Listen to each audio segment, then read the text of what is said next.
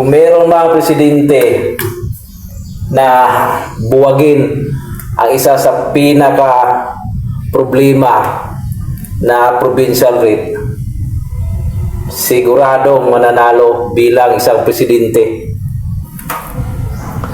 Dahil diyan mo mapapatunayan na hindi ka madidiktahan ng mga mayayaman o mababayaran. Kung mayroong isang presidenteng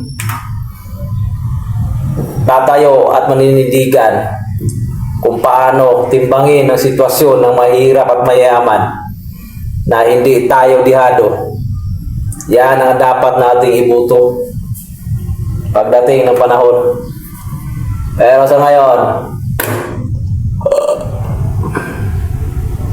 magtrabaho, magsikap, lumaban ng patas at huwag gumawa ng mga kabulastugan. Dahil ang batas ngayon,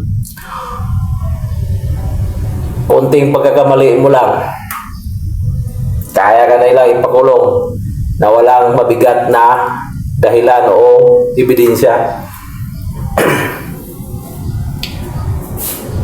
Pero huwag tayo mag-alala. Hindi tulog ang Diyos na hindi niya nakikita ang nangyayari dito sa buong mundo.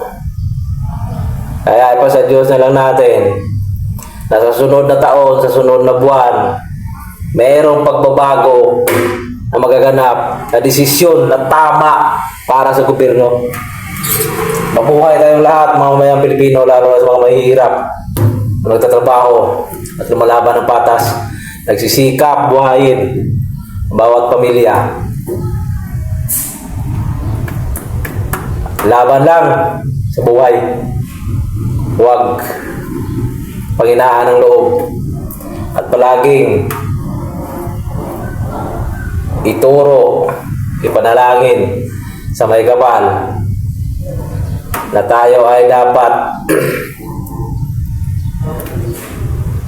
magmahal, magrespeto at tumanggap ng hirap at sakit kahit araw-araw na nabubuhay tayo rito sa mundo, na pinipili natin kung anong katayuan natin, ay dapat tayong makuntinto. Huwag tayong pumasok sa mga gawaing hindi maganda na nakakasama, lalong-lalo na sa ating sarili, na mapapahamak tayo pagdating ng panahon.